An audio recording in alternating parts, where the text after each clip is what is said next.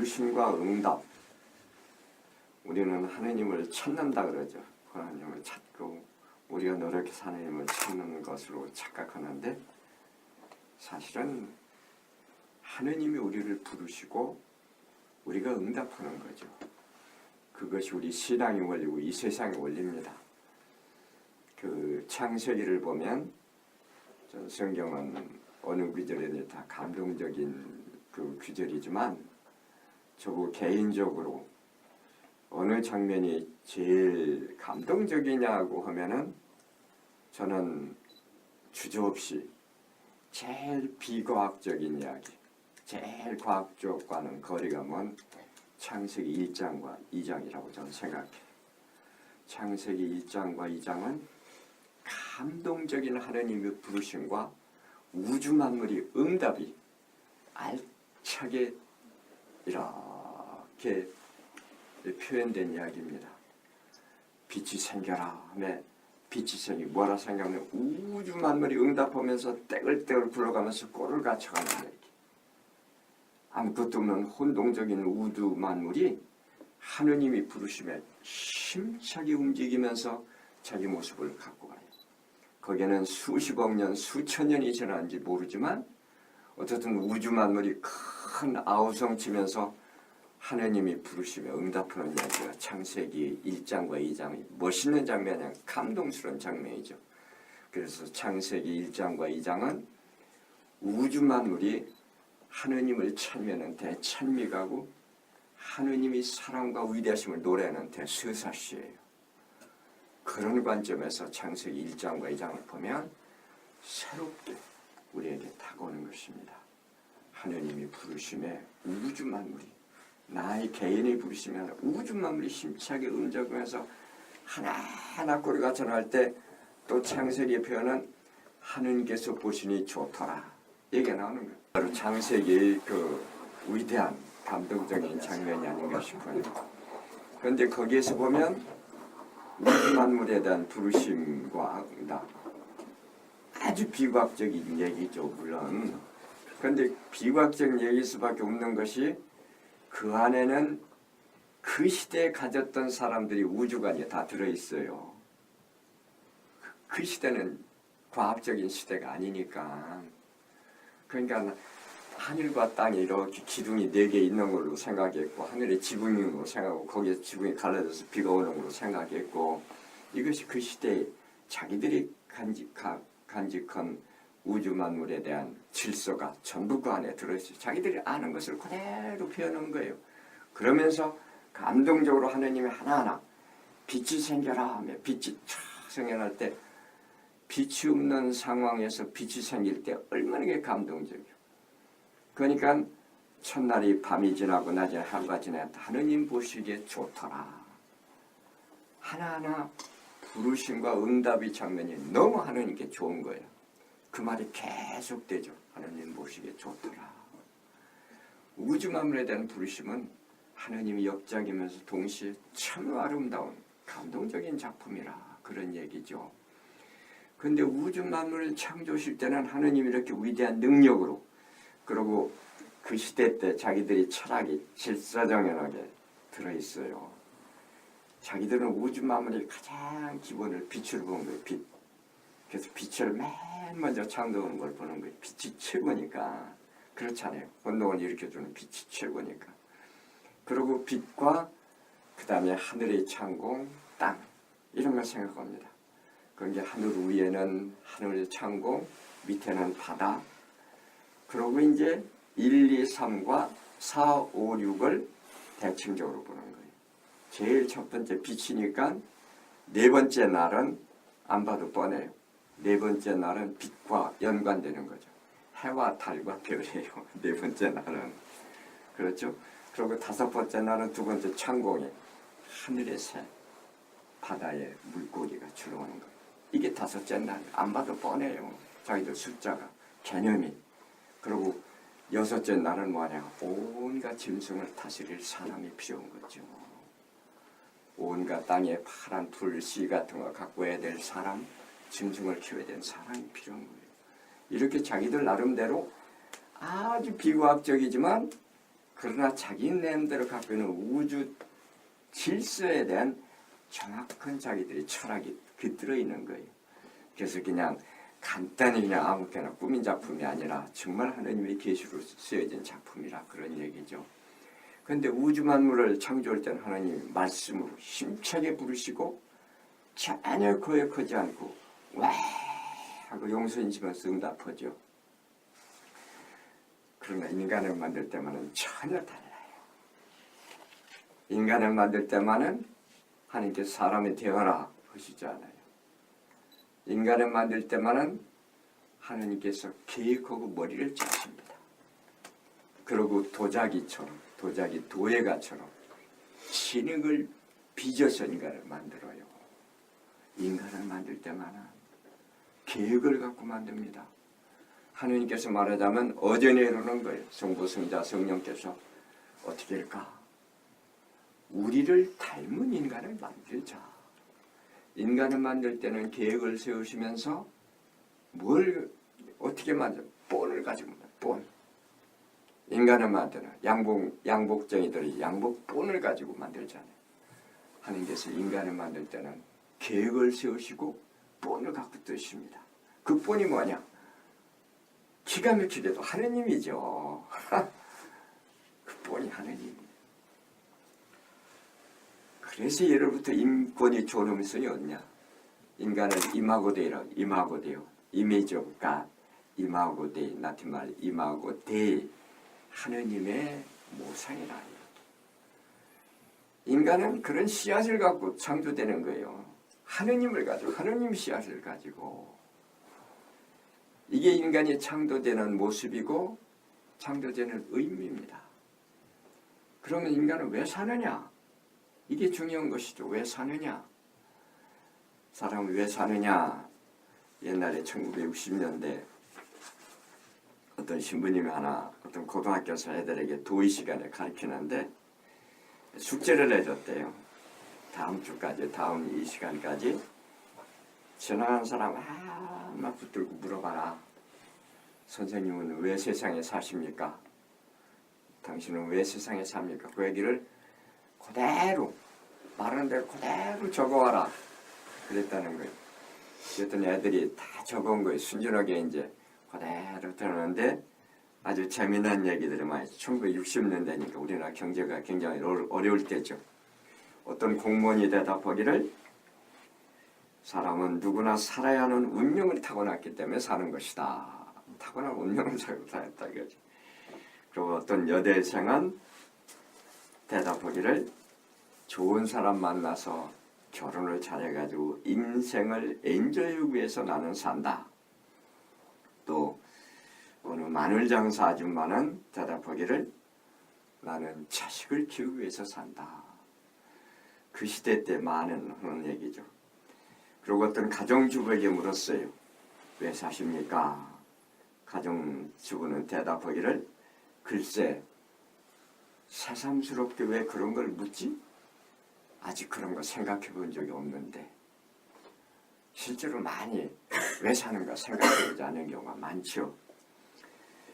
그리고 옛날에 어려웠을 때 식모가 있어요. 식모. 지금은 가정부지만 옛날에는 식모 막 터부살이라고 그러고 가진 압박받고 돈도 쥐꼬리만큼 주고 안 주고 그냥 이렇게 입 하나 더 넣은 식으로 남이 식모가 나오셨어요. 21살 먹은 식모 아이는 뭐라고 하냐면 왜 사는 거야 했더니 나는 나를 낳아주신 부모님이 원망스럽다. 그리고 또 초등학교 2학년 학생에게 얘는 좀 잘 사는 아이는 뭐냐 너는 왜 사냐? 그러니까 나는 초콜릿 먹는 재미로 산다. 그리고 버스 차장 옛날에 버스 차장이 있었지 않습니까? 오라이 하면 막 매달려서 가고 그런 그 차장 얘기는 나는 죽지 못해서 산다. 어느 대학생 하나는 나는 세상에 이름을 남기기 위해서 산다.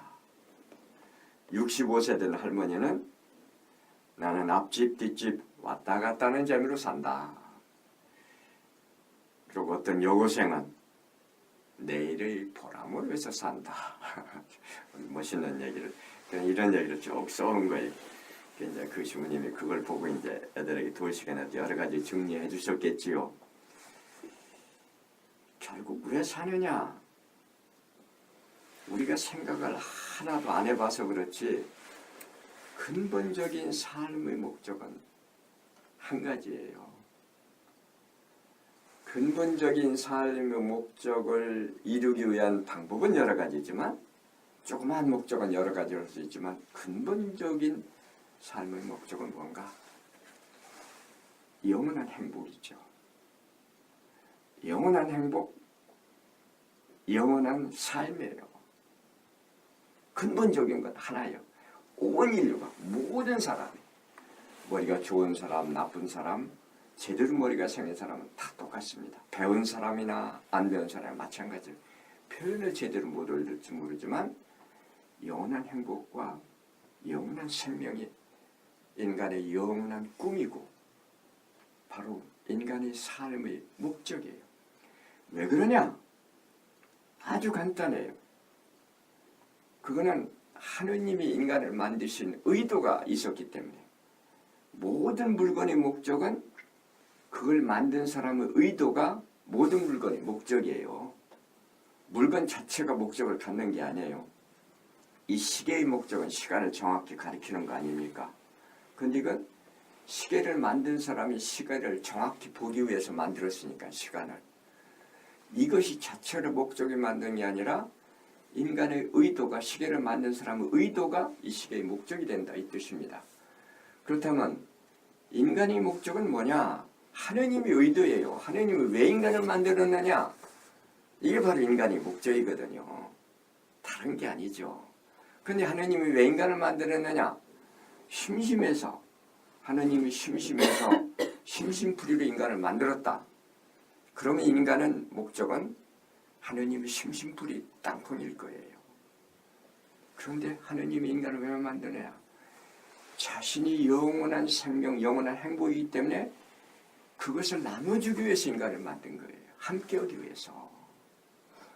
그래서 우리를 닮은 인간을 만든 거예요.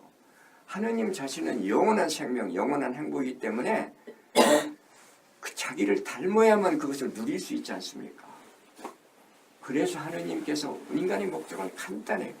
하느님께서 영원한 행복과 영원한 삶을 주기 위해서 만드셨기 때문에 인간의 목적은 영원한 행복과 영원한 삶이에요. 소크라테스가 그랬다고 그래요. 인간 문제에 있어서 인간이 행복해야 된다는 원인을 찾는 것, 이거는 인간의 문제가 아니다. 그거는 중요한 게 아니다. 왜냐하면 인간은 만들어질 때 이미 조물주로부터 그런 씨를 갖고 태어났기 때문이다. 다시 얘기해서 인간이 영원한 행복 때문에 산다. 이것은 인간이 사고는 철학적인 원리가 아니라 그 얘기예요. 그건 인간의 본능이라 그 뜻입니다. 아무도 모르게 인간은, 왜냐하면 하느님이 인간 태생서부터 그걸 심어줬기 때문에. 그래서 인간이 왜 영원한 삶을 선택하느냐? 이거는 인간의 문제가 아니라는 얘기예요. 그거는 인간이 태어날 때 자체 하느님께서 인간이 주신 씨앗이라고요. 모든 사람이 예의 없이. 인간의 목적이 사람마다 다르다면 모든 사람의 꿈이 달려야 되겠죠. 그런데 영원한 행복과 영원한 삶은 절대로 다른 게 아니죠. 모든 사람이 똑같은 것이죠. 사람은 한계가 있는 인간일 수밖에 없어요. 100년도 못 살아요, 제대로. 그런데 사람은 100살 돼서 죽고 싶으냐? 그런 사람 하나도 없어요. 왜 그런지 그래요.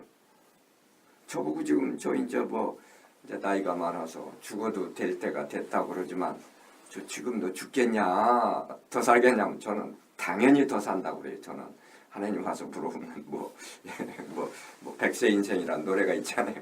그래 저 당연히 금방 죽지 싶지 않아요. 만일 네가 지금 죽으면 천당 가겠지만 더 살다 죽으면 너 틀림없이 지옥 가. 그러면 혹시 몰라요. 지금 죽게 해달라고 그러지. 그렇지만 그렇지 않다면 미지수인데 어떻게 할까? 그럼 난 더 산다고 하고 싶으면 욕심이 아니고 사람은 오래 살지 못하면서 그런 꿈을 갖고 가당토하는 꿈을 갖는 거예요. 행복도 어느 정도까지 행복을 원하냐? 인간은 무한한 것을 요구해요. 무한한 것을. 이 인간이 모순이에요. 모순. 자기 한계가 있으면서 한계가 있는 욕심 인간이 무한한 것을 바라고 무한한 행복을 바라고 무한한 삶을 바라요. 이게 자기가 만든 욕심이냐? 자기가 그런 걸 만들 수가 없죠. 유한한 인간이 어떻게 무한한 꿈을 꾸게 됩니까? 하느님께서 자기 본으로 만들었기 때문에 그런 거예요. 그건 하느님이 그렇게 준 거지 돌이 없는 거예요. 우리가 그렇게 만든 게 아니에요. 그런 의미에서 우리는 하느님이 초대받은 손님이 초대받은 손님. 이 세상에 태어났다는 것 자체는 하느님이 거룩한 초대고 부르심이고 바로 무한한 행복과 무한한 삶을 주게 하는 하느님의 삶, 거기에 대한 우리는 부르심을 받은 존재라는 것, 우리 하나하나가 하느님 대전에 그처럼 소중한 존재라는 것을 다시 한번 생각해야 돼요. 이게 세상 사는 건 뭐냐? 신앙이란 건 뭐냐? 신앙생활은 하느님이 그 부르심에 무한한 행복과 무한한 생명에 대한 부르심에 응답하는 것이죠. 응답하고 그 삶을 받아 누리는 것. 이것이 바로 종교에서 얘기하면 하나의 구원일 테고 인간이 진정한 인간의 모습이죠. 그런 의미에서 진정한 인간의 행복과 꿈은 종교 영역도 아니고 인간 자체의 영역이고 하느님께부터 나온 인간의 영역이라는 우리는 생각하면서 우리가 늘상 우리 신앙인이 어떤 존재로 하느님께 초대를 받았는가, 넘치는 은총의 초대를 받았다는 것 우리는 깊이 생각하면서 항상 우리 자신에 대한 긍지를 가져야 됩니다.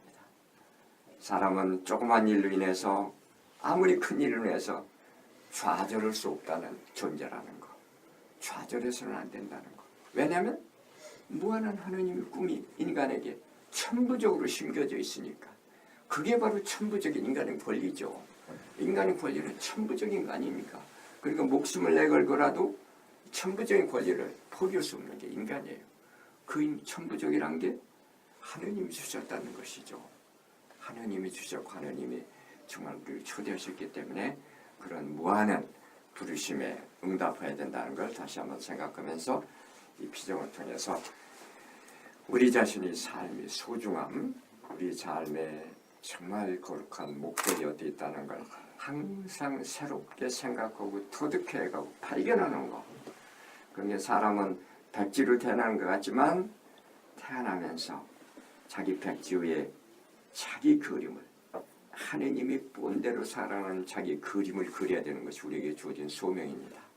하느님이 본을 그려내는 것, 자기 삶의 백지, 하느님이 본을 모습을 그대로 그려내는 것, 이것이 바로 우리에게 주어진 삶의 목적이 그 근원이라는 것을 다시 한번 기억하도록 하십시다. 아까 하느님이 인간을 창조하실 때의 모습을 이렇게 성서에 나오는 모습을 다시 한번 정리 아까 해드렸는데 거기에 보면 하느님이 인간을 만드실 때만은 특별한 계획을 가지고 아주 그냥 조각가처럼 아주 땀을 빨빨 흘리면서 흙으로 부어 만든 빚어 만든 그런 인간의 모습을 정말 사랑의 작품이라는 것이 강조되어 있습니다.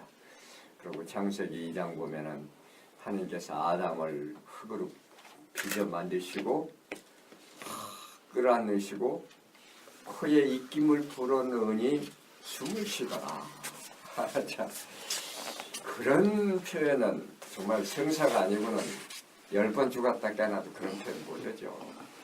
정말 하느님이 그 소중한 작품 하늘로 촥 끌어안으시고 하느님 보시기도 기가 막힐 거 아니에요.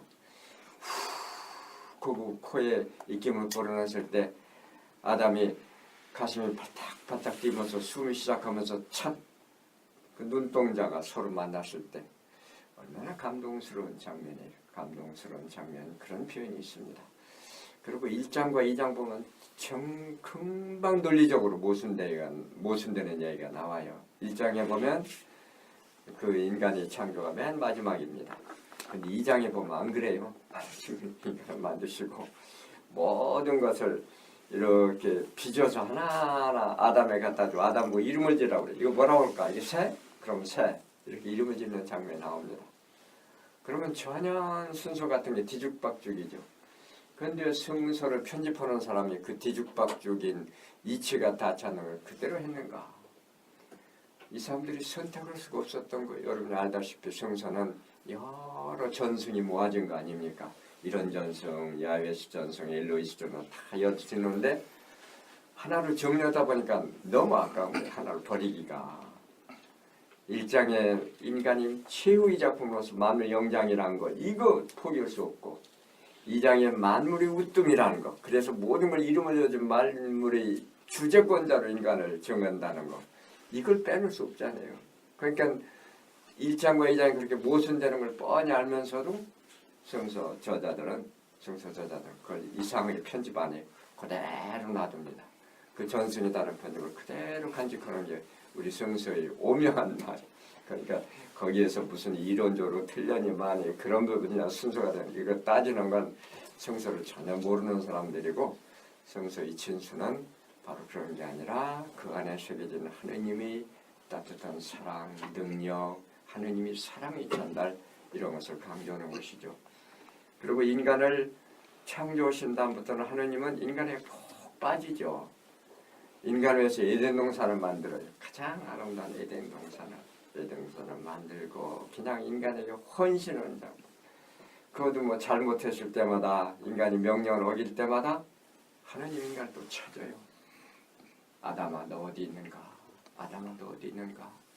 정확히 3장 9절인가 될 거예요. 아담아 너 어디 있는가? 나는 당신 무서워서 숨었습니다. 왜 내가 무서워서 숨냐? 너무 잘못했구나. 잘못의 질곡 속에서 하나님 인간을 먼저 찾아요. 인간은 떳떳하게 대답을 못해요. 그게 바로 죄죠. 죄라는 게 뭐냐? 자비로우신 아버지가 갑자기 무서운 아버지로 변하는 거예요. 그 성서 이야기 보면 계속 그런 얘기가 반복됩니다. 하느님은 인간을 벌 주시는 것 같지만 정말 벌 주시는 건 아니에요. 인간을 착지를 쓰지만 그 아담 에와가 잘못해서 낙원에 쫓을 때 헤어지지 않는 가죽옷을 입힌다는 그런 장면 참 기가 막히잖아요. 에덴전에 쫓아내는데 이 아이놈들 베기시놈들 자됐다 쫓아내는 게 아니라 헤어지지 않는 가죽옷을 지어 입히는 거예요. 너희들이 세상 풍파에 나서 어떻게 살겠냐 이러면서 하나님이 가죽옷을 떨어지지 않는 가죽 나무 잎이 아니라 가죽옷을 지어서 입히는 이런 장면. 이건 인간을 벌하는 게 아니라 원제는 오리지널 씬이죠. 오리지널 씬. 근데 오리지널 씬이 얘기가 아니라 오리지널 라브 얘기. 오리지널 라브. 하나님의 사랑의 얘기입니다. 하와가 카인이 아벨을 죽였을 때도 마찬가지요. 카인이 아벨을 죽였을 때 하나님이 꾸짖죠. 어떻게 했냐? 내 동생 어땠냐? 내 동생 지키는 사람입니까? 너 무슨 말을 그렇게 하냐? 내 동생이 피가 너를 우부짓고 있다. 너 그렇게 되면 축복을 못 받아. 그러니까 카인이 그러죠. 벌이 무서워서 못 살겠습니다. 하나님. 그럼 보는 사람마다 나를 죽이려 거둘 거 아닙니까? 이렇게 하나님이 뭐라고 하죠? 걱정 마. 내 이마에 표를 해주마. 누구든지 가인에게 손대는 사람은 7갑절로 갚아줄 것이다. 그게 성서에 하나님께서 인간을 벌으시는 장면은 벌으시는 장면이 아니죠. 사실은. 그래서 원죄 이야기 그 하나만 볼 때는 풀리지 않는 수수께끼지만 원죄를 통해서 인간의 나약함을 통해서 언젠가는 하느님께서 구세주 그리스도를 보내서 십자가에 돌아가신 우주를 구원을 이란 커다란 하느님 오리지널 라브 이야기 하나의 서막극이 원죄 이야기 오리지널 씬의 이야기입니다. 오리지널 씬은 그 얘기가 주체가 아니라 하나의 커다란 하느님의 라브의 오리지널 라브 이야기 처음에 나오는 조그마한 이야기예요. 하나만 거기에 우리가 눈독을 들일 때 커다란 걸 잃어버릴 수 있습니다. 성서는 큰 의미에서 하느님이 사랑의 부르심과 인간의 응답의 얘기예요. 성서는 수없이 그런 얘기가 반복됩니다. 우리가 루카복음 15장에 나오는 아주 그냥 두 아들이 비유 대표적인 얘기 아니에요. 대표적인 하느님이 부르시고 인간은 도망가고 그래도 하느님은 계속 기다리시고 또 찾으시는 하느님 어떻게 보면 하느님이 인간을 짝사랑하시는 그런 장면이 나와요. 인간은 완전하지 못하기 때문에 하느님이 사랑을 자꾸 저버려요. 그러나 하느님은 포기를 하지 않아요. 끝까지 하나님을 찾으시는 하느님, 심지어는 자기 외아들 그리스도까지 보내서 인간을 구하시는 하나님의 모습, 이런 커다란 이야기의 조그마한 하나의 부분이라는 것을 원죄 이야기에서 우리는 깨달을 수 있습니다. 오늘은 우리 신앙에 대해서 내가 피정할 때 맨 처음에 하는 얘기인데 여러분 들으신 분이 있을지도 모르는데 다 들은 것 같지 않아서 이 얘기를 더 하고 싶어요. 은총이란 말은 그라티스, 그라시아 라틴 말로 공짜라는 뜻입니다. 공짜, 선물이라는 뜻입니다. 선물은 참 기분이 좋은 거예요. 우선 술도 공짜 술이 제일 좋다면서 공짜 술이 제일 공짜니까 마음 먹고 즐길 수 있는 거. 그런데 세상에는 그런 공짜가 없는 것 같아요. 그런데 가만히 생각해 보면 우리에게 가장 소중한 것이 인간의 목숨이죠. 목숨, 생명이죠. 그런데 생명은 우리가 돈 주고 사는 게 아니거든요. 생명은 공짜, 선물 아닙니까? 하느님과 우리 부모님이 사랑의 선물이죠. 그러니까 우리는 생명 자체가 하나의 은총이고 선물이에요. 생명 자체가. 그리고 생명을 살리기 위해서 잠시도 없어는 안 되는 햇빛과 공기와 물은 공짜지 않습니까? 밥은 한두 끼 굶어도 죽는 게 아니에요. 그러나 우리는 두 번째로 중요하고 세 번째로 중요한 것부터 돈 주고 사는 거지, 제일 생명의 핵인 햇빛과 공기와 물은 옛날에도 지금도 영원히 공짜예요. 그리고 이 시간에 우리가 특별히 생각해볼 우리 신앙이란 게 뭐냐? 신앙에 초대받는다는 게 뭐냐? 신앙에 초대받는다는 것은 60이나 100평생 살기로 초대받는 게 아니라 영원한 삶으로 초대받는 거예요. 그 신앙에 초대받는다는 것은 이거야말로 특별한 은총, 특별한 하나님의 선물이 아닐 수 없습니다. 우리가 가끔 생각해 보면은 우리 신앙이 얼마나 소중한가를 우리는 잘 모르고 있고 그것이 얼마나 소중한 은총이란 것을 모르고 지내는 수가 많다, 그 뜻입니다. 제가 신부돼서 논산에서 보좌 생활하고 그 이듬해 대전 대흥동 보좌로 갔는데 그때 대흥동 건당은 그냥 막 사람들이 돗대기 시장처럼 많았어요. 그때 대흥동 성당이 몇 개 없었으니까 목동에 성당이 있었고 대흥동이 있었고 문창동이 있었던가 대동 새로 지었고 별로 성당이 별로 없었을 때 그래서 대전 시내 대흥동 성당이 그냥 신자가 무진장 많았습니다. 누가 누군지 모르고 정신없이 지났는데 저는 신부대 지금까지 지금 감기 걸려서 좀 창피하지만 건강 나빠서 뭐를 못 해본 적은 한 번도 없어요. 건강 때문에 미사를 못 해본 자 어제 쓰러지려고 온 거 처음 경험했어요. 그런 거 한 번도 없었어요. 건강 때문에 뭐를 못 해본 적 없는데 건강을 지킨 게 뭐냐? 제가 특별히 잘하는 건 하나도 없어요. 일주일에 한 번 정도 산에 가고 그거밖에 잘하는 게 없는데 가만히 생각하니까 건강을 위해서 잘하는 거 하나 있긴 있어요. 그게 바로 자는 시간과 밥 먹는 시간을 정확히 지키는 거예요. 특별히 점심시간은 12시만 되면 정신없이 배가 고파요. 11시 50분까지도 멀쩡하던 배가 12시만 되면 갑자기 깔아앉아서 그냥 12시를 넘기지를 못해요. 근데 이제 한 번은 대흥동에서 추운 겨울날이었는데 무슨 일로 조금 늦어서 정신을 배고파서 이제 식당에 내려가려고 그러는데 사무실에서 전화가 왔어요. 누가 어떤 남자분이 신부님을 5분만 면담하겠다고 한다고 5분만 시간 낼 수 있느냐고. 아, 배고파 죽겠는 어떻게 해요? 들으시라고 하라고 참았죠. 그때 한 40대 되는 남자분이 들으시는데 얼굴이 굉장히 초조하신 모습이었어요. 그러면서 막 고개를 숙여가면서 5분 이상 안 있겠다고 아마 사무실에서 뭐라고 한 모양이에요. 배고픈 거 못 참으니까 조심하라고 했는지. 그래서 괜찮다고 말씀하시려 했더니 자기는 천안에서 학생들을 가르치는 초등학교 선생님이라는 거예요.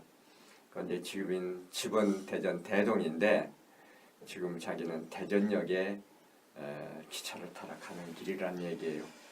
그런데 자기는 오늘 기차 타고 조천을 가려는데 조치원에는 홀어머니가 계신데 간경화증으로 몹시 앓고 계십니다. 그런데 지금 자기는 하나밖에 없는 외아들로서 어머님을 뵈러 가는 길이 자기의 감에 마지막인 것 같습니다. 어머님은 더 이상 이 세상에 살아계실 것 같지 않습니다. 그런데 내가 세상에 하나밖에 없는 외아들로서 우리 홀어머니를, 세상을 떠나실 홀어머니에게 뭔가 귀중한 선물을 드리고 싶은데 아무리 생각해도 선물이 생각나지 않습니다. 어머님이 좋아하시던 음식을 사다 드려도 이제 못 잡수십니다. 그리고 어머님께서 좋아하시던 옷감을 떠다 드린들 무슨 선물이 되겠습니까? 그러니 주님, 무슨 얘기라도 좋으니 좋은 말씀을 하나 해주십시오. 그럼 내가 그 말씀을 거의 내 가슴에 간직하고 있다가 세상을 떠난 우리 어머니 귀에다 대고 그 말씀을 그대로 들려드리는 것으로서 이 세상을 떠난 우리 어머니에게 마지막 선물 드리고 싶습니다. 이런 얘기예요. 그 얘기를 듣는 순간 제가 배고픈 게 싹 잊어버리더라고요. 깜짝 놀랐어요. 너무 놀라서 선생님, 성당이라는 데를 한 번이라도 와보신 일이 있습니까? 성당에 한 번도 와본 일이 없다는 거예요. 성당에 한 번도 와본 일이 없는 분이 어떻게 어머님이 삶과 마지막 갈림길에서 마지막 선물을 나에게 와서 상해 오십니까? 그랬더니 선생님 말씀이 자기는 그렇잖아도 내가 세상에 하나밖에 없는 외아들로서 우리 어머니에게 아무런 선물도 드릴 수 없다는 생각할 때 내 자신이 그렇게 비참하고 괴로웠습니다.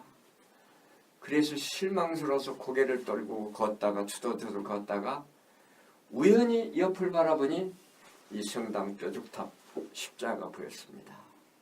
그 순간적으로 저 십자가 있는 뾰족탑을 가보자. 저곳에 가면 목사님이나 신부가 있겠지. 그 사람들은 어쩌면 우리 어머니에게 선물을 줄 수 있는 이런 사람들이 모른다. 이런 생각에서 영치를 무릅쓰고 찾아왔습니다. 이런 얘기예요. 제가 그랬죠. 우선 어머님이 삶과 죽음이 마지막 갈림길에서 그 마지막 선물을 종교인인 저에게 와서 상의 오시는 선생님이 정신적인 양식에 내가 먼저 고개 숙여 경의를 표합니다. 그래서 얘기를 꺼냈죠. 그 얘기가 5분 안에 어떻게 끝나겠어요. 1시간 이상 얘기를 나눴던 것 같아요. 그러면서 인간의 영혼에 관한 문제, 하느님에 관한 문제, 천국에 관한 문제 많은 얘기를 나눴겠죠. 무슨 얘기를 나눴는지 아무리 기억이 없지만 줄거리는 이런 거였던 것 같아요. 우리 모두 이 세상에 태어나기 전에 어머님 뱃속에서 9개월이나 10개월 있다 태어납니다. 이 세상에 태어나는 순간 어머님 뱃속으로 보면 이별입니다. 그래서 이별이 서러워서 울는지 모르지만 이 세상에서는 얼마나 많은 사람이 우리 울음소리를 기다렸습니까? 어머님 뱃속으로 보면 이별이지만 이 세상에서 볼 때는 새로운 세계의 시작입니다. 마찬가지로 인간의 삶은 또 하나의 어머니 품속이나 마찬가지입니다. 우리는 이 세상을 하직할 때 이별이 서러워서 울는지 모르지만 그러나 영원한 세상에서 볼 때는 새로운 탄성, 새로운 시작이 되는 것이 바로 인간의 삶의 중요한 의미입니다. 애벌레가 나비가 되기 위해서는 절대로 기어다니는 애벌레에서 날개가 생겨나지 않습니다. 크기를 중단하고 자기 입에서 씨를 뽑아서 자기 몸을 감싸는 꼬치를 만듭니다. 어느 날 마지막 시로라기 하나로 자기 몸을 까맣게 덮어버리는 날 애벌레는 그 굴주 속에 들어가서 번데기로 변해버리고 마지만 그 번데기의 모습 어느 곳에서도 애벌레의 모습이 드러나지 않지만 그러나 어느 날 그 번데기가 터지면서 그곳에서 날개가 생겨나서 꼬치를 뚫고 하늘을 나르는 비상의 날개를 다는 것입니다. 인간은 언젠가는 죽습니다. 그래서 무덤에 갇히지만 그것은 애벌레가 나비가 되기 위해서 꼬치에 갇힌 거나 마찬가지입니다. 죽음을 통해서 무덤을 통해서 인간은 영원한 하느님의 삶으로 새롭게 비상의 날개를 다는 것, 이것이 종교에서 말하는 구원이고 영원한 삶의 시작이 되는 것입니다. 이런 식으로 얘기를 나눴죠. 선생님은 지금 그렇게 열심히 듣는 거예요. 왜냐하면 내 얘기를 그대로 어머니에게 해드려야 되니까. 그리고 학교 선생님이니까 이해가 굉장히 빠르셨죠. 그래서 선생님 뭐 결론을 하죠. 결론을 함께 내십시다. 선생님의 어머니는 영원한 세계를 향한 창문 앞에 서 계십니다. 그 어머니에게 선생님이 해드릴 선물은 아무것도 없습니다. 옷감도 음식도 선물이 될 수 없다고 했지 않습니까? 그러나 그 어머니에게 펼치질 영원한 세계를 잃어버리지 않도록 당신이 진금 돌다리를 놓아드린다면 이보다 더 큰 선물, 이보다 더 큰 효도가 있겠습니까? 그랬더니 이분이 굉장히 얼굴이 편안해지는 거예요. 자기는 수십 년 동안 학생들을 가리키는 교단에 섰지만 한 번도 삶에 대해서 그렇게 생각해 본 적이 없다고. 오늘 자기가 너무 소중한 선물 받아가는 것 같다고. 그런 걸 기억하기 위해서 뭐 사가는 물건이 없느냐는 거예요. 제 주머니를 들여봤더니 묵주가 있더라고요. 묵주를 들여 이걸 가져가시라고. 그랬더니 아니라고. 당신은 사가겠다는 거예요. 선생님이 사가는 것과 내가 들은 거 의미가 다릅니다. 이걸 갖고 가시죠. 이걸 갖고 가셔서 어머니에게 우리 한 이야기 결론까지 그대로 해드리십시오. 우리가 둘이 같이 결론낸 결론까지를 어머님이 많이 원하시거든. 조천에 가도 성당이 하나 있습니다. 성당에 빨리 찾아가서 수녀님이나 본당신부님을 모셔다가 대설을 드리도록 하십시오. 그리고 어머님이 편안히 눈 감으시거든 이 묵주를 목에 걸어 드리시지요. 이렇게 하고 선생님에게 드렸어요. 기생 선생님이 굉장히 감사하다는 인사와 함께 문을 닫고 가셨습니다. 그 양반이 가시고 나자 제가 얼마나 배고팠겠어요. 정신이 없더라고요. 너무 배고파가지고. 근데 그 맛있는 찌개가 다 식어가지고 뜰더라고요. 그 된장찌개가 아주 맛있게 잘 끓였었는데. 그리고 이제 그래도 안 먹으면 나만 손해니까 억지로 비벼서 먹었죠. 그리고 이제 며칠 지났어요. 편지를 하나 받았는데 누군지 모르는 사람한테 편지가 온 거예요. 최천호? 최천호가 누구지? 편지를 받더니 분명히 내 주소 이름 정확히 기재되어 있어요. 대흥동 성당. 그래서 뜯어봤더니 이 선생님 보낸 부고 있어요. 부고. 자기 어머니 돌아가신 부고. 우리는 남자들 앞설 때 얘기하지만 기억 못하잖아요. 저도 기억은 선생님 이름은 전혀 기억 못했는데 선생님 보낸 부고. 옛날 부고는 막 나쁜 종에다가 이렇게 가리방 글씨 있잖아요. 가리방 글씨 이렇게 해서 등사한 거 아주 현찮은. 왜 그런지 일부러 부고는 그렇게 나쁜 종이로 썼어요. 거기다 그 부고를 딱 그런 데다가 볼펜으로 또박하게 오른쪽 끄트머리에 두 줄 이렇게 써 있었어요. 일전에 찾아뵙고 마지막 선물을 받은 사람입니다. 고인이 그 선물을 기꺼이 받으시고 평화원이 눈 감으셨습니다. 감사합니다. 이렇게 써 있더라고요. 그래서 이분 돌아가시기 전에 영세를 받았구나 생각하니까 참 굉장히 기분이 좋았지요. 그리고 이제 그 다음 주일날 오후 미사라고 나왔는데 누가 막 달려더니 자기 기억하겠느냐는 거예요. 이 선생님이 이 상장 가슴에 달고 오셨더라고요. 어머님 장례 묻고 오는 길을 하는데 막 웃어가면서 설명을 해요. 이 양반이 이 아들이 울어도 시원찮은데 왜 이렇게 여유가 안 나랬더니 시부님 이상하게 생각할지 모르지만 저는 정말 슬프지 않다고. 어머님을 내 손으로 분명히 땅에 묻었지만 하나도 슬픔이 없다는 거예요. 왜냐하니까 어머님이 그 전에 자기가 간경화증을 알았다는 거예요. 자기만 나타나면 죽음이 까만 공포 때문에 입술을 떨면서 자기 손을 붙들고 놓질 않았다는 거예요. 네가 내가 난 아들이냐고. 그럼 나 살려야지 왜 죽이느냐고. 막 몸을 일치는 모습이 너무 괴롭고 딱해서 처음에는 딱하기만 해주면 나중에는 원망스럽다는 거지. 내가 신이 아닌데 어떻게 하냐는 거야. 어머니를 위해서는 안 해본 일이 없는데. 그러면서 그래서 불효스럽지만 그래서 자주 못 배웠다는 거예요. 그 모습이 너무 막 비참하고 안쓰러워서.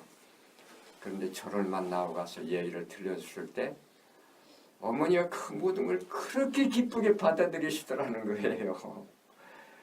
그러고 대세를 받으시고 돌아가시는데 묵지로선에 거주시고 주무시도 돌아가시는데 무슨 기도를 해가면서 돌아가셨는데 분명히 우리 어머니 죽은 거 아니라 이렇게 죽을 양반이 아니라는 거죠. 분명히 자기 천국에 간 걸 자기 눈으로 본 거지 이럴 수가 없다는 거예요. 그러면서 오히려 돌아가시 전에는 자기 손을 탁 부여잡고 야야 네가 내가 난 아들이니 이렇게 고마울 때가 있느냐 네가 나를 천당에 보내주는구나 고맙다 이러시더라는 거죠. 그 전까지는 어떻게든 살려라던 어머니가 네가 나를 천국에 보내줘 고맙다.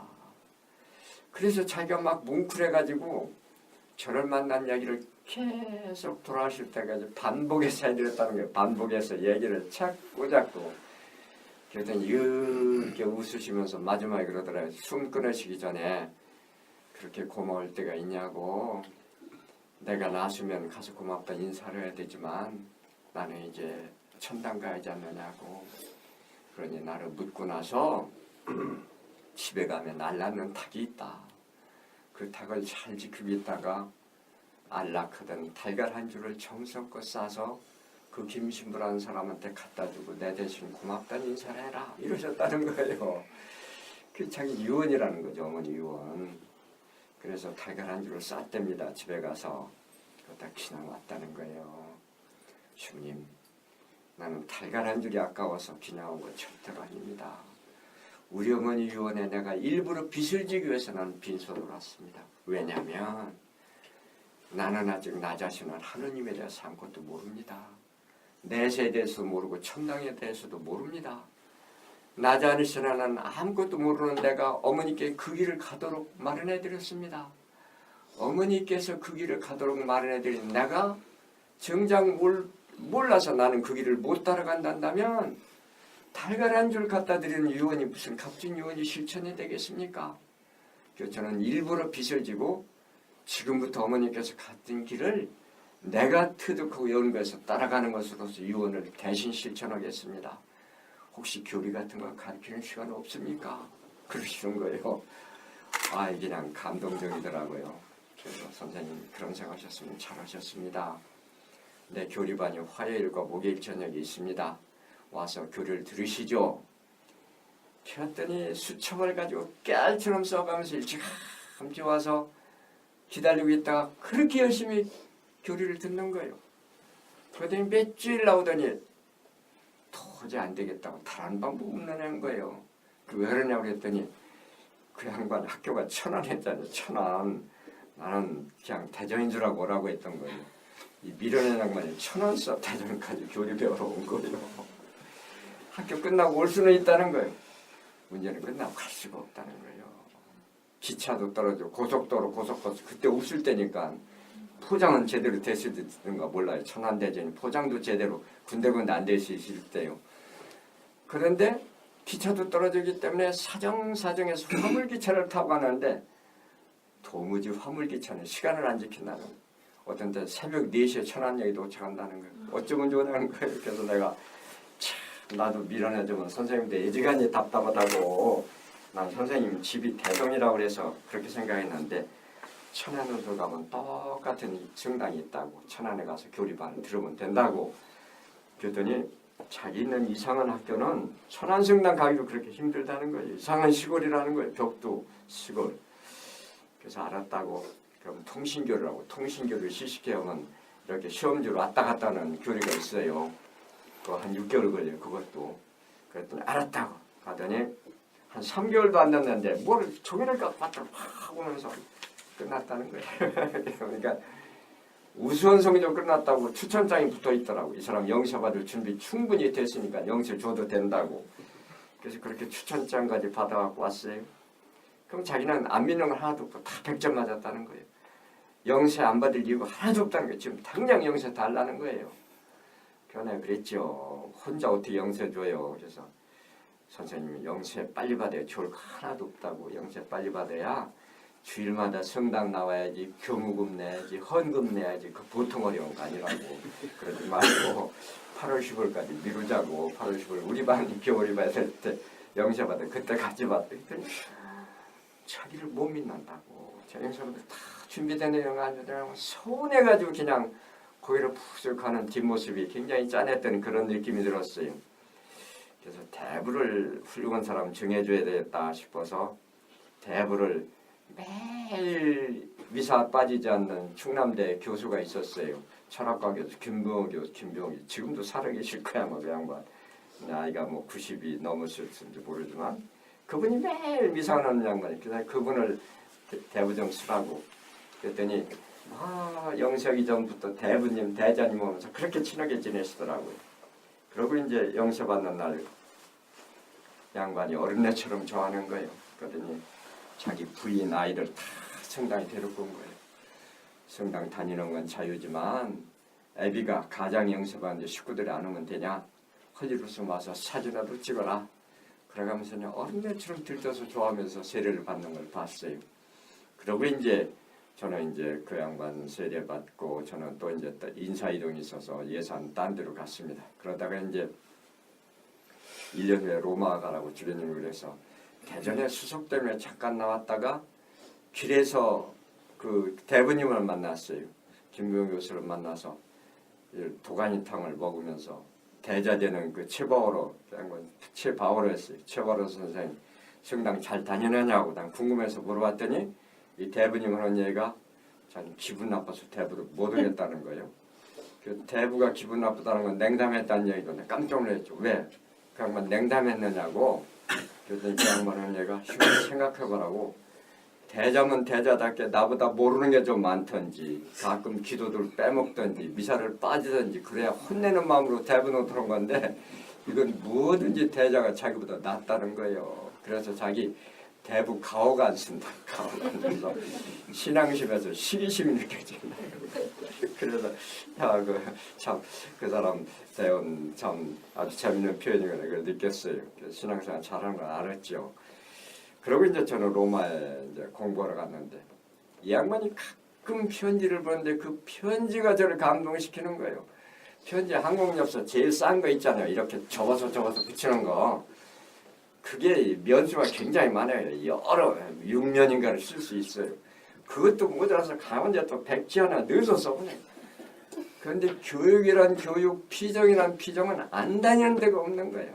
다 가서 그때 신앙으로 느꼈던 거, 기분 좋았던 걸 그냥 아주 그냥 신앙 고백처럼 깨알처럼 써보내는 거예요. 그러면서 한번 편지에는 난 그 양반이 교감인 걸 몰랐어요. 교감이었더라고요.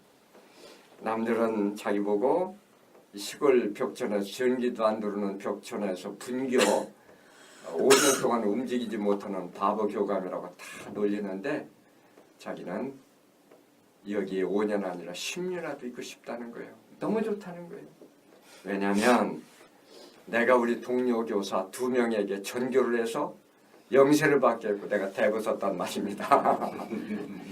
그리고 자기가 등잔불을 켜놓고 지새우는 하술방에서 논뚝기를 타고 20년을 가면 어느 마을에 나오는데 그 마을 사랑방에서 화요일과 목요일 저녁에 자기가 교리를 가르친다는 거예요. 화요일과 목요일 내한테 교리 받던 날이에요.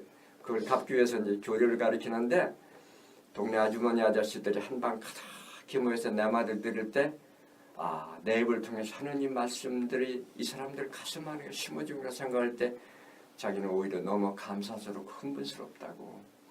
그래서 지난 몇 월 며칠은 그 마을 이래로 생긴 이래로 최초로 본당 신부님을 모셔다가 미사를 봉헌했고 공소를 개설했고 17명의 영세자가 났다고. 그때 자기는 춤이라도 추고 싶을 만큼 기뻤다고. 이처럼 좋은 일자리가 있는데 내가 어디를 가느냐고 이런 편지예요. 아주 참 기가 막히더만요. 로마 교황청 뒷골목에 가면 왜 승화상 딱지 같은 그림 있잖아요. 막 덤핑으로 이렇게 많이 파는 거 있어요. 이거 사서 붙여드렸죠. 그 양반 덤핑인지 모르죠. 그 양반은 제 메디입니다. 그 양반이 얼마나 좋아하셨겠는가는 안 봐도 뻔하죠. 그렇게 편지가 몇 번 오갔는데 사실은 결정적으로 아주 그냥 몽댕이 얻어맞은 것처럼 아주 큰 편지가 냈습니다. 그 편지가 바로 그 얘기를 하기 위해서 이 얘기를 꺼낸 거예요. 사실은 지금까지 얘기는 중요한 게 아니고 지금부터는 얘기가. 저는 그 양반이 저를 찾아온 날을 기억 못하죠. 추운 겨울날이었고 그 선생님 때는 밥 제대로 못 먹어서 배고팠던 건 기억나지만 전혀 모릅니다. 그런데 그 양반은 어머님 돌아가신 날이 있기 때문에 학교 선생님한테 수첩에 적어놨던 거예요. 나를 와서 맨 처음 만난 날을. 그날이 1월 25일이었다는 거예요. 1월 25일. 근데 자기는 몰랐는데 하다 보니까 1월 25일이 똑같은 주일인데 바오로 사도 개종 기념 주일이라는 거예요. 1월 25일. 1월 25일은 날짜가 안 변해요. 항상 바오로 사도 개종 기념 주일이에요. 바오로 사도가 예수님 믿는 사람이 아니었잖아요. 박해하는 사람이었죠.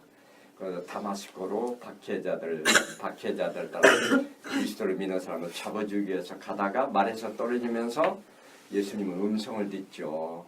그래서 개종하는 그 바오로 사도의 기가 막힌 개종을 기념하는 축일이 1월 25일이에요. 항상 1월 25일, 1월 18일서부터 25일 그 바오로 사도 개종 기념 주일을 지내면서 일주일 동안 항상 우리 교회에서는 제1지 운동으로 제1지 강조기관 제1지로 위해서 가려져난 프로테스탄 형제들과 같이 제1지로 위해서 기도하는 달이죠. 1월 18일서부터 25일까지 바로 그걸 마감하는 날이 1월 25일이에요. 그런데 자기는 몰랐는데 항상 똑같다는 거죠. 그런데 왜 하필 자기가 1월 25일 바오로 사도 개종 기념 주일에 신부님을 찾아가서 어머님께 관한 마지막 선물을 상의했으며 왜 하필 자기가 바오로라는 세례명으로 영세를 받게 됐느냐고. 하느님이 자기를 부르신 섭리가 이처럼 오묘할진데 나는 어떻게 살아야 되느냐고. 저는 그 편지를 받고 너무 놀랐어요. 저는 전혀 새로운 걸 알아요. 저는 그때까지 그 선생님 생각할 때마다 내 그래도 젊은 신부가 그래도 그럴듯한 일 하나 했네. 어떤 자긍심 같은 거 가졌어요. 그런데 그 순간에 그렇구나.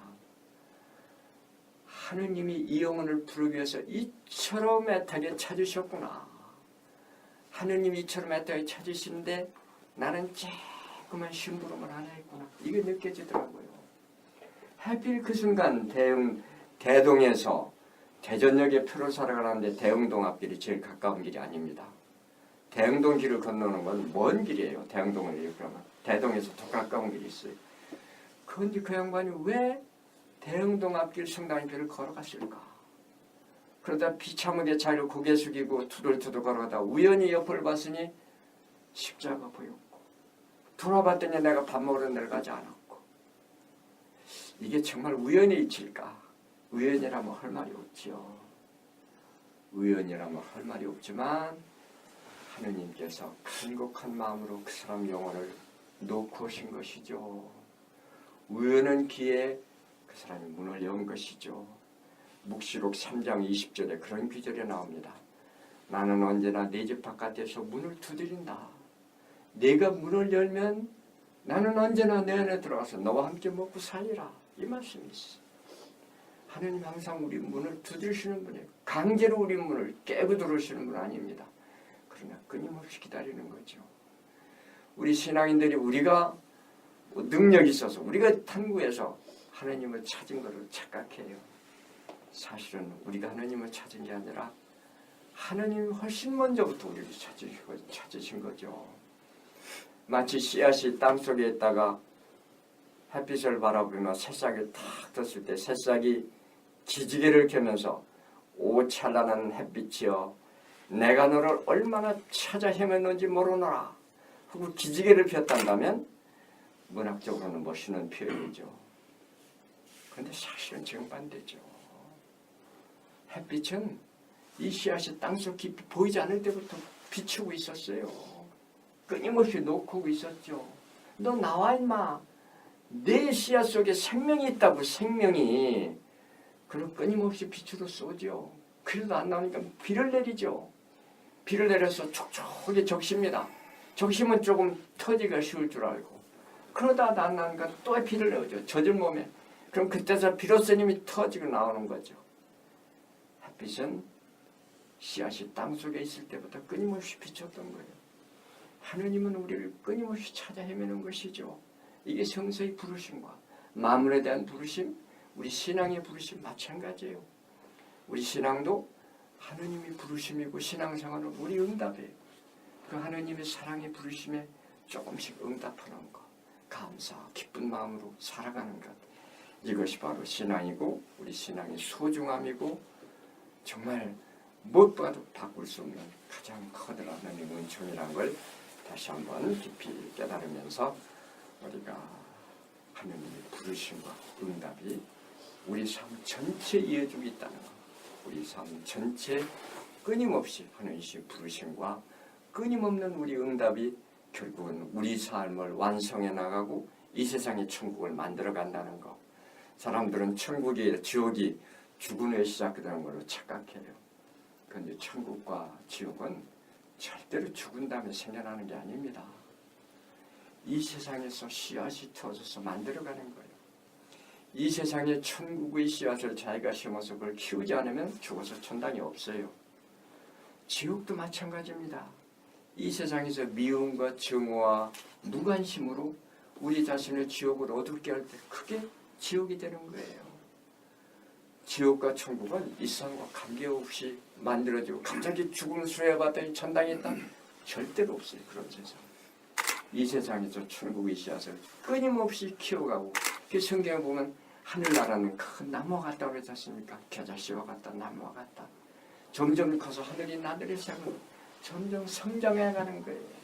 하느님의 나라는 이 세상에서 시작해서 성장하고 죽는 순간에 완성되는 거지 없던 것이 갑자기 그냥 생겨나는 게 절대로 아니라는 거.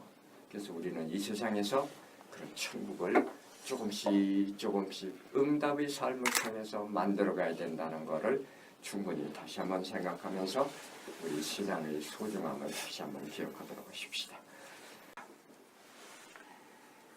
전능하신 하느님 아버지, 잠깐 동안 말씀의 저절을 통해서 하느님이 부르심과 자연의 응답, 그리고 인간의 부르심과 인담의 응답, 하느님이 자기 자신을 모델로 해서 우리를 부르셨기 때문에 우리가 참으로 어떤 만물과도 비교할 수 없는 만물의 영장이고 천부적인 권한을 가진 우리 존재라는 것을 당신 안에 새롭게 깨닫게 하시고, 그래서 우리의 존엄스러운 모습이 흩어지지 않고 잘 살아갈 수 있도록 존엄적인 꿈을 이룰 수 있도록 언제나 우리를 도와주시고 우리를 지켜주시고 당신 사랑으로 이끌어 주소서. 우리 주 그리스도를 통하여 비나이다. 아멘.